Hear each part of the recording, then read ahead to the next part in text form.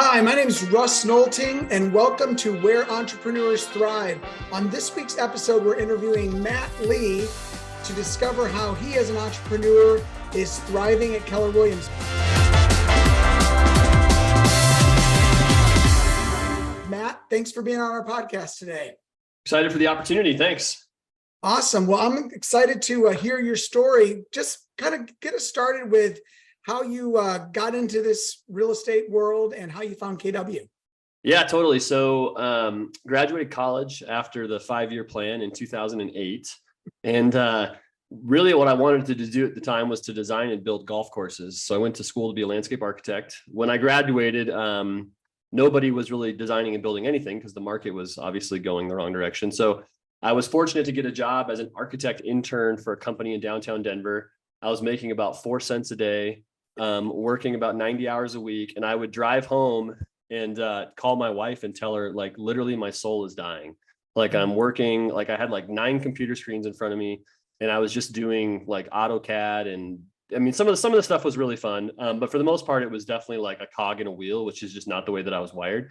And I could see some of the people that had been doing this, same job for decades. And I just was kind of thinking to myself, do I want to put in the time and energy moving up the corporate ladder, so to speak, in this industry to kind of get to the financial goals that I had for myself, and realized very quickly that I didn't. Also, I had gotten laid off at the beginning of 2009.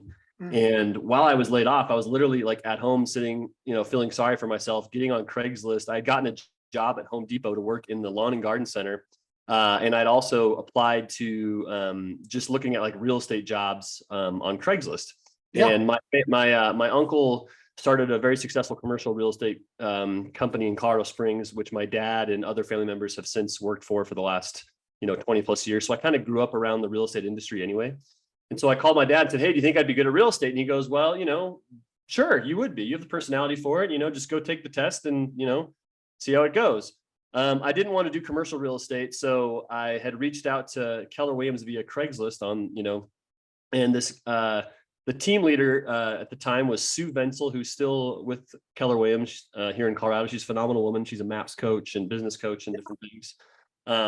She was my first real introduction into Keller Williams. And I went and met with her at the Golden office at the time, which was in Lakewood at the time.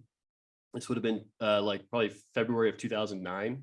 Yeah. And she said, hey, this is what it takes to get, into real estate. And I said, cool. How much money do I make? Like, what are you going to pay me? And she goes, oh yeah, we don't pay you anything. Right. And I go, oh, well, I literally have no money. So how much does it cost to get your real estate license? And she said, well, it's probably like $1,000, whatever, all said and done. And I said, okay, cool. Well, it might as well be $1 million at this point, because my wife was a brand new school teacher. We had zero money. And so I kind of went home, but it planted the seed. And the funny thing was, the day before I was supposed to start at a Home Depot, which would have been about 2 days later, the architecture firm calls me back and says, hey, we'd like to hire you back. We actually laid off everybody that knows how to use a computer. And so we need you to come back if you're willing, and we'll just call it like a 2-week unpaid vacation. And so I was like, my ego was like, no way. But my financial needs were like, all right, whatever, I'll go back and, at least do what I know how to do. So I show up there. I'll never forget. I show up there the first day back, and the office space was on 2 different levels. And I walk into the main floor, and like one of the top, partners was standing there, and he goes, hey, welcome back. I said, cool, thanks.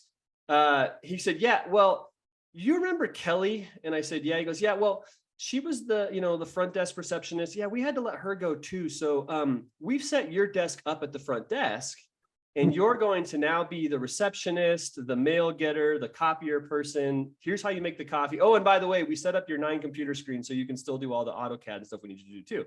Wow. So, and I'm not above doing anything, but it was just a very humbling experience for me, the way that I was kind of treated during that period of time. And I realized a very important life lesson, which was, I never wanted my financial freedom to be tied to someone else's decisions.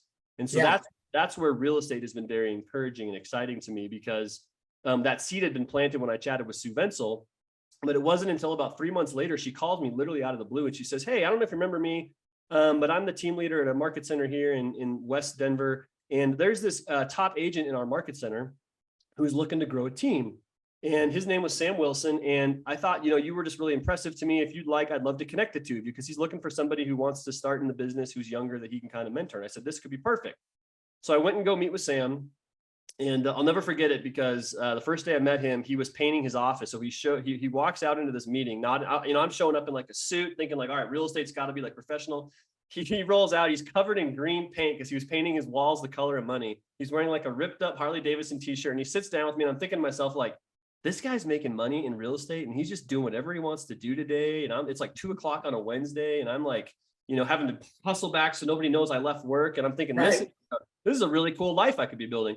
And he was a phenomenal mentor for me for 4 years. I worked on his team. We built a really big business together. And then he decided to go out on his own and open up his own brokerage firm. I went with him for about 8 months in 2013. That didn't work out. But I'll be forever grateful for the opportunity that he gave me. He really, he helped me cut my teeth in real estate. I was selling 50 to 70 houses a year with him for like 4 years straight, on all price points. We would do luxury listings. We would go, we worked for this program called the Neighborhood Stabilization Program. So during the economic downturn, we basically did government fix and flips. Yeah. So, I've been into like, every meth house in Colorado, basically over that period. And so learned all aspects of the real estate business.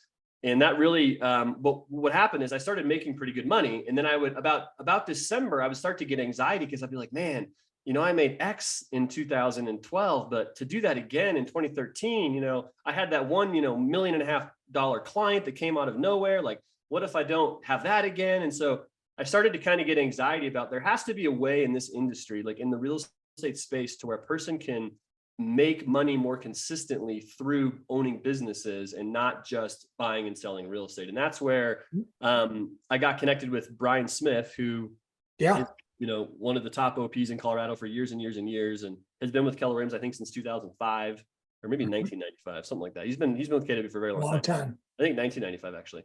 And so I got connected with him, and he sort of mentored me in what it looked like to get into Keller Williams leadership. So when I left the brokerage firm with Sam, I came back to KW because it's what I knew. Honestly, as a person who has owned market centers now, like, I definitely am very aware of the agents that are within our system that haven't bought into the culture yet, and how much they're missing out on that, because that's who I was for the first 4 years I was with KW. I just had my head down. I would show up, I would grind, I would sell houses. I wouldn't go to team meetings. And then when I came back, Brian was like, here's what actually the KW value proposition is. Here's what the model is. Here's what all the different things that we have to offer. Let's go to family reunions so you can see what that's like. Let's go check out Mega Camp. And so that's where my eyes were open to all that I had been missing. So basically from end of 2013 until really, honestly, to today is where I really started to pour into all the different models and systems of KW. And I've been an assistant team leader. I've been a productivity coach. I've been a team leader. I'm currently an OP of a market center in Colorado Springs. I was an investor in another market center up until recently. So I'm still in the employing broker of that market center. So I've done a lot within the company. And I feel like over the last, I would call it last 10 years for sure. I basically have gotten like an MBA in business, and that's where gave me the encouragement and I think the belief in myself that I could go out and do other things outside of just, within the traditional real estate agent role. Yeah. Are you still selling houses? Yep, I am. So I have a team called the Rely Home Group, and we did like little over 23 million last year. It's really, I would say it's one of the, financial levers I have built. It's definitely something that is still, I tell people this all the time, like, when I'm coaching about wealth building, you have to maximize your highest income earning opportunities in your highest income earning opportunity years. So while you're young, fit, and of a sound mind, you should be making as much money as you can doing the thing that is kind of the job. And for me, that's still real estate sales. I'm very good at it. I love it. I love working with buyers and sellers. I'm going to go out and show houses after this morning. So, and then we have right now 3 licensed agents on the team, and my sister-in-law is sort of the CFO of all my companies, and she does all of our transaction management and admin work for us. Oh, that's awesome. Yeah. So, and which market center is that out of? Out of Littleton, Southwest. So Keller Williams Success. We're on the employing broker, and then Chris Klontz, the team leader of my market center in the Springs, is an agent and a partner of mine on the team. And then we have an agent in the Springs working for us, and then an agent here in Littleton as well. So you're actually doing sales in 2 metro areas. Correct. Yep. Exactly. Awesome. I mean, and mostly, you could call it an expansion team, but for us, really, it's more about the relationships. I grew up in Colorado Springs. I have a ton of connections there. So does Chris. So it was more for that reason than it was like we wanted to expand the team. Yeah. So you kind of alluded to this, but besides real estate sales, you're currently an OP. Yep. You're currently an employing broker, no longer an investor outside of where you're the OP. Correct. And then what else? What other businesses are you running currently?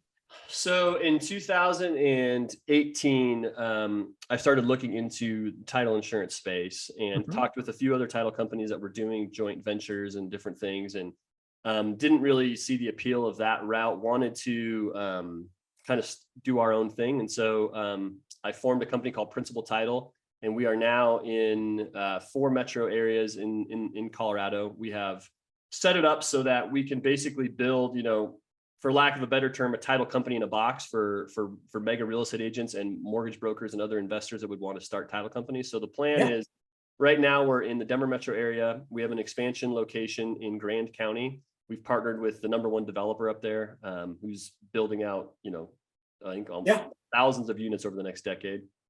We've partnered with the top agents in the Pueblo and Fremont counties, in an OP market center down there. So we have an expansion location down there, and we're working on finalizing details for one in Colorado Springs.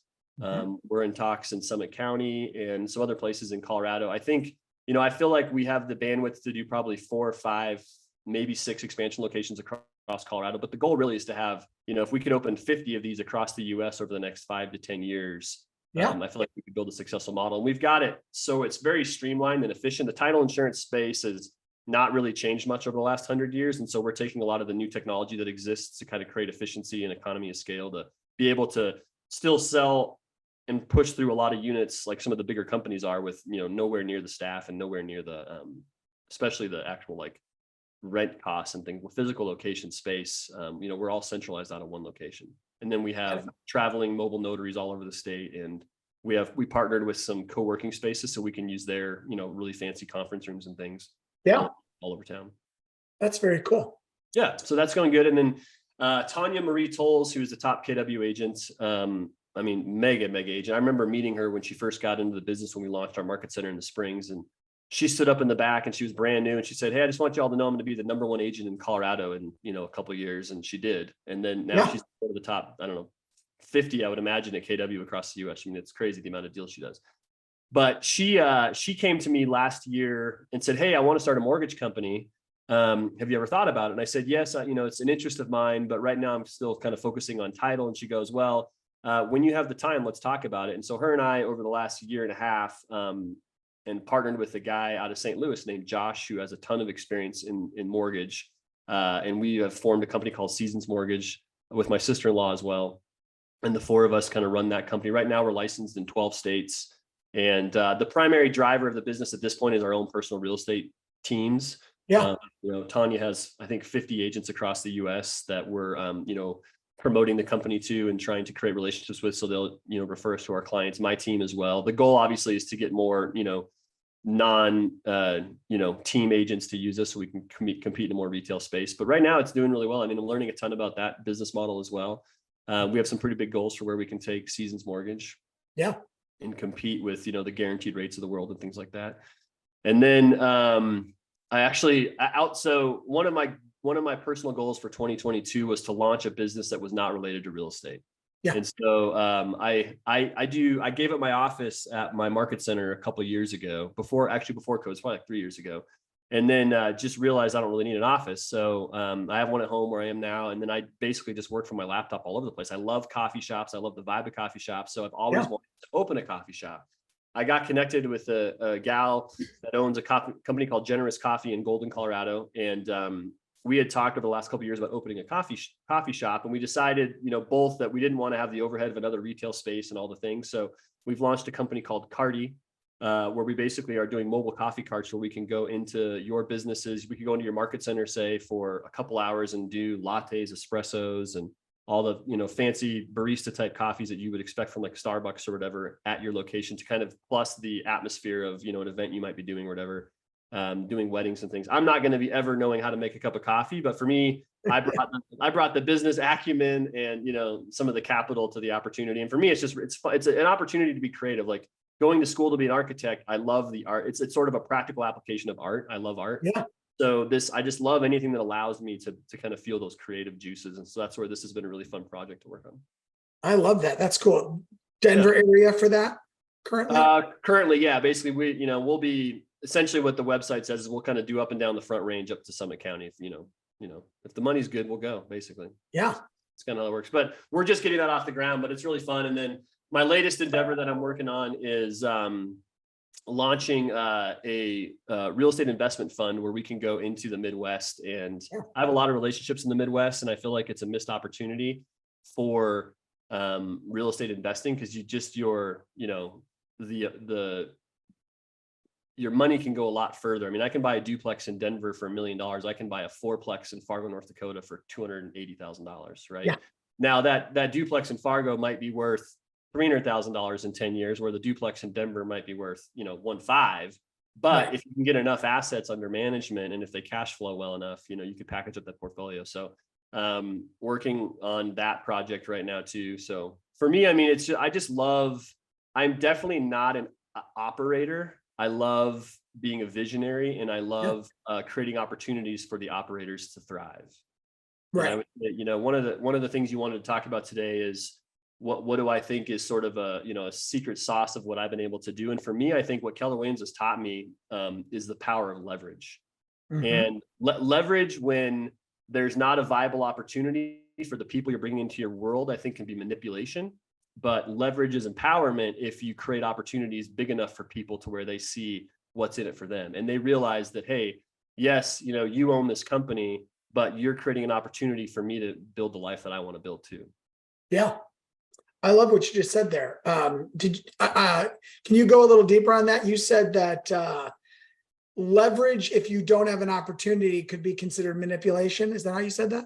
Correct. Yeah. So like if I said, hey, Russ, I want you to do this thing for me because I don't want to do it myself. Right. And I don't create and I see you coming down the road as a sucker, and I say, all right, well, Russ is desperate. Russ needs a job.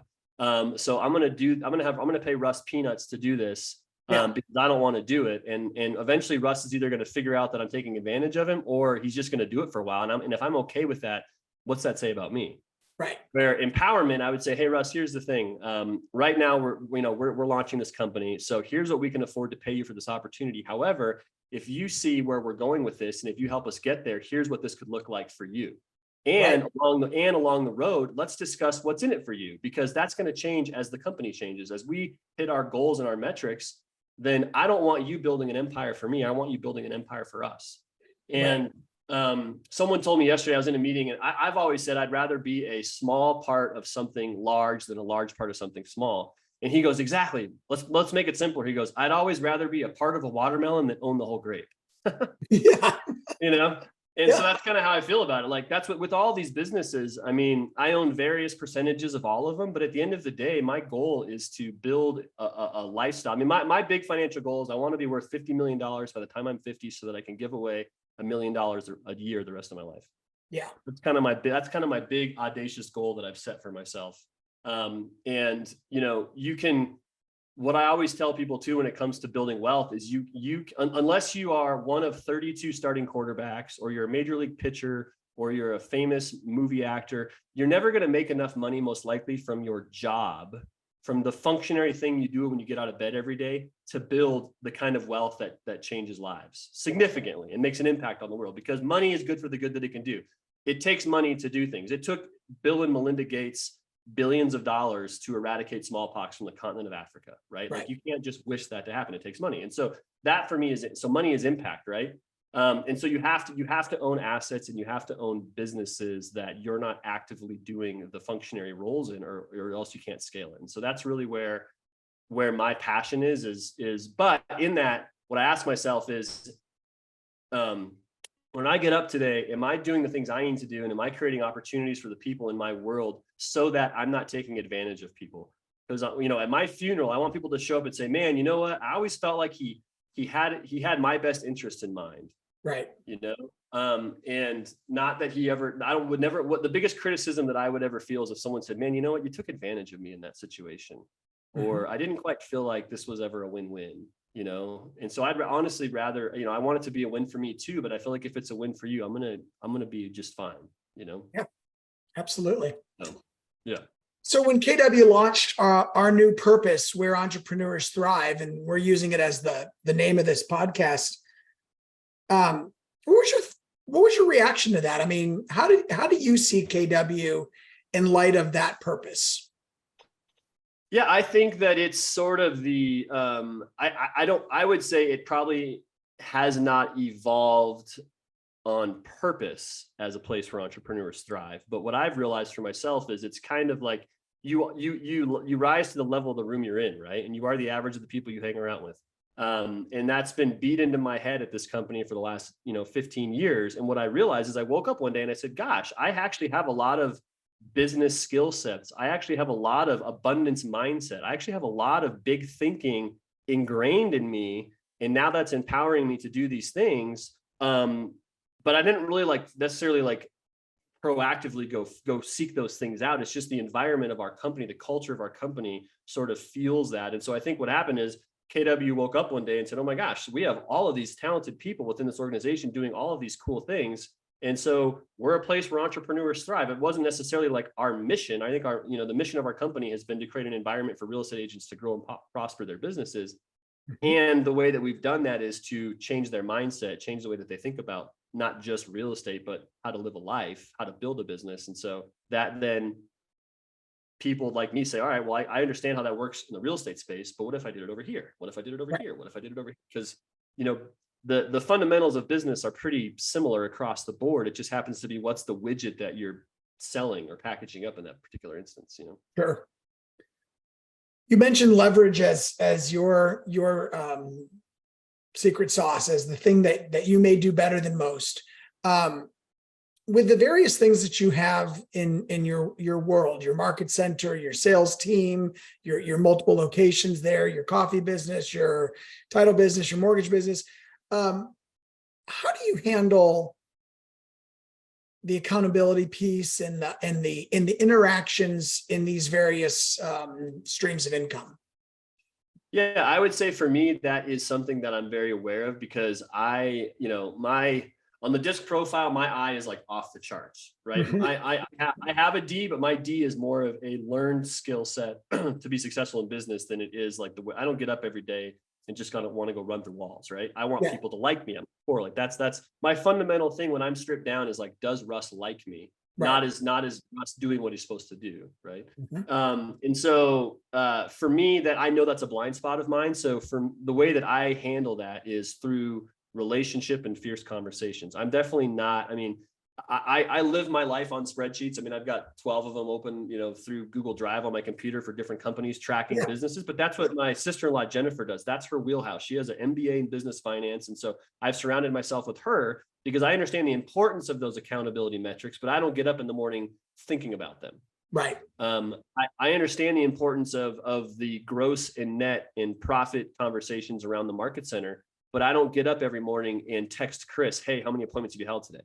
Right. Now, maybe I should to be a more productive, successful OP, but that's not the way that I'm naturally wired. So I have to find other ways to motivate Chris to hit those goals on his own. And so for us, the way that we do that is through conversation and understanding what Chris wants out of it and helping Chris understand that in order for us to get what we want out of this company, out of this opportunity, we have to hit these metrics, right? Because they're the leading indicator to the lagging goal. So that's how I think that for me, it's more about just, and it's very structured. I have a lot of Zoom calls every week with every single business. We have an executive leadership call for every company that we go through the projections and where things are. So, it can get very granular, but for the most part, that's not necessarily like the way that I'm wired. So I have to be very self-aware of that I don't just assume, because I assume people can be self-managed, right? And I want to surround myself with talented people. So I don't necessarily want to be in business with you if I got to hold your hand.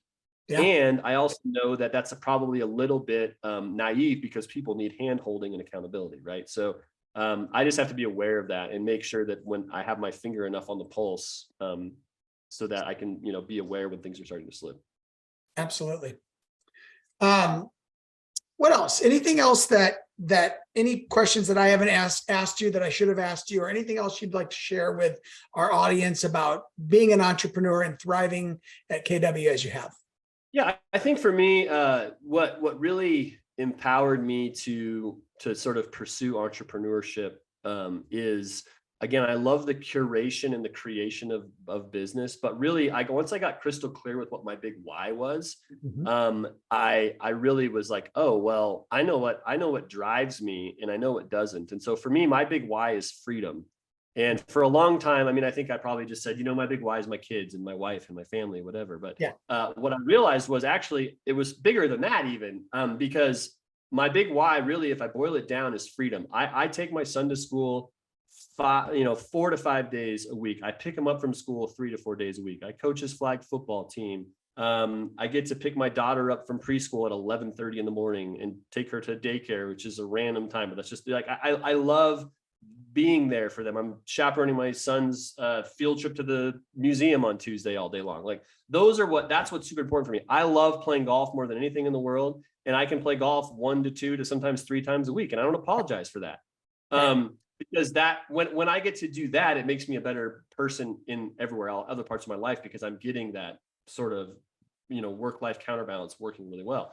And so I want the freedom to be able to give my money, time, and resources how I want to. If I'm an employee punching a time clock, I don't have that freedom to do that. There's a maximum amount of money I'm getting paid by my employer, and there's a maximum of time that I have because they expect obligations there. I want the freedom to be present and the freedom to unplug. If I want to go on a trip for a month, I want to be able to have enough systems, businesses, and leverages in place with people that feel empowered, so that when I check out, they don't resent me, but I also don't worry about what's happening with the businesses. The businesses are moving along just fine without me. And so that's what gets me up every day. Is so when someone comes to me and says, hey, I have an opportunity for you, the first thing that I measure that against is this going to give me freedom or take away freedom? And if it's going to take away freedom, does the long-term reward outweigh the short-term loss of freedom?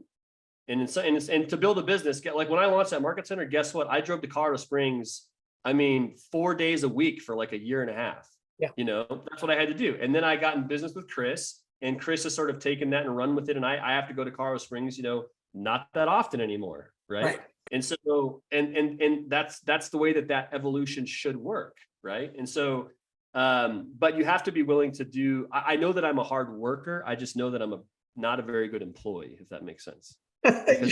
Because as an employee, quote unquote employee, I don't have the freedom to sort of feel fulfilled. And so I have to create, that's where the entrepreneurship is great for me, because I can go build different businesses. I can go create opportunities. I love being a collaborator. I'm a people person. So having other people be successful is the coolest thing to me. I sold part of my ownership in Colorado Springs to my team leader and to my MCA because they've earned those opportunities. Right. Why would they go build a company that they don't have any long-term opportunity and financial gain in? So, and that's a win-win for me, and if at some point, the team leader or somebody else in the market center comes along and says, hey, we'd like to be the OP of the market center, then that's great too, because that opportunity then has run its course, and I'll move on to the next opportunity, Right.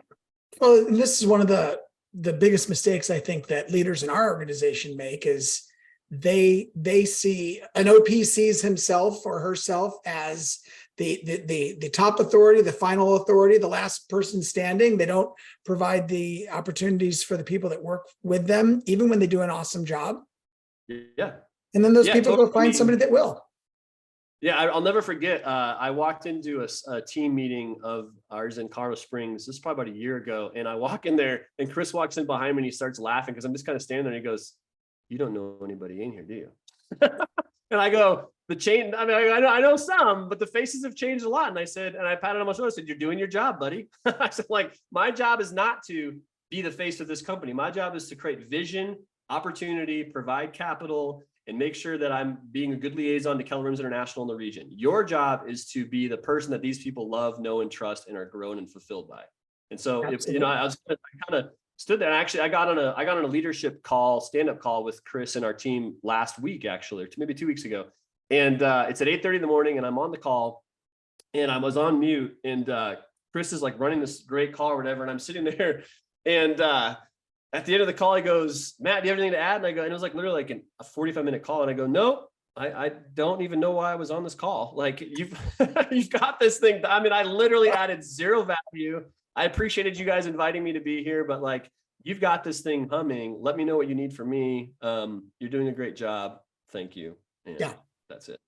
So that's the way. But the insecurity in me was sitting there thinking, and originally like, gosh, like should I be chiming in? Are there things that I should be saying? I'm like, then I'm thinking to myself, no, this is his meeting. It's his leadership team that he's built. It's his organization to run. I'm here to support him, Right. So I kind of, but to your point, that's counterintuitive though, because some people, I think, either whether it's ego or just what they think they're supposed to be doing, it kind of can get a little bit backwards. Yeah. And then that's where you have a hard time empowering people, because they feel like you're constantly like, hey man, you gave me the job, let me do the job.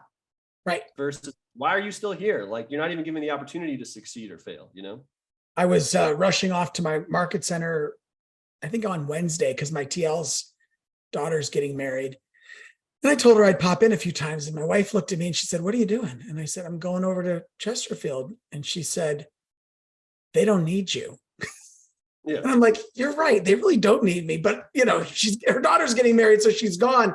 And I walked, so I went anyway for like 30 minutes. And I walked in, and I know one of the staff members, and like there's 3 people, and I don't know who they are. And I grabbed Catherine, and I'm like, who are these people that are working for us now? And I was thinking, kind of like what you just said, like it's kind of awesome to have a business that is running at a level where you just don't have to know all that.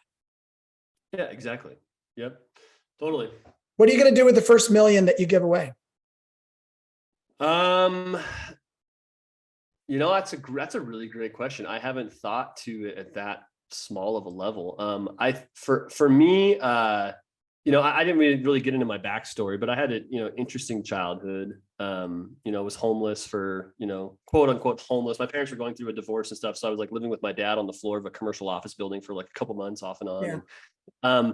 And so I really have a heart for like, we give a lot of money to Young Life. I have a heart for young kids that I think are just like caught in the midst of suck sometimes. Mm-hmm. And that, and so I think that's where we would love to do something, that would sort of provide opportunities and support and structuring along those lines. Yeah, I mean, I'm Native American, so there's a lot of need within, our local reservation, and obviously, reservations across the U.S., even here, just locally in Colorado. Like it's sort of the Native American culture sort of kind of flies under the radar a little bit, and it's one of the most impoverished groups of people within the country. So opportunities there. Yeah, I mean. That's a really good question. And I think I should spend some more time really having a better answer for that, to think about it. Because that will make that vision even more of a reality, right? So. Absolutely. Well, hey, Matt, I appreciate you generously giving us your time and sharing your story with us a bit. I think I learned a ton about you. So I really appreciate this. Yeah, I appreciate the opportunity. I'm excited to see who else you guys get on this podcast. I love the one with Gabriel. I listened to it. It was awesome. Yeah. Yeah, it really was great. Thank you so much. And next week we'll be back on Friday at 9:30 Mountain Standard Time with another episode of Where Entrepreneurs Thrive.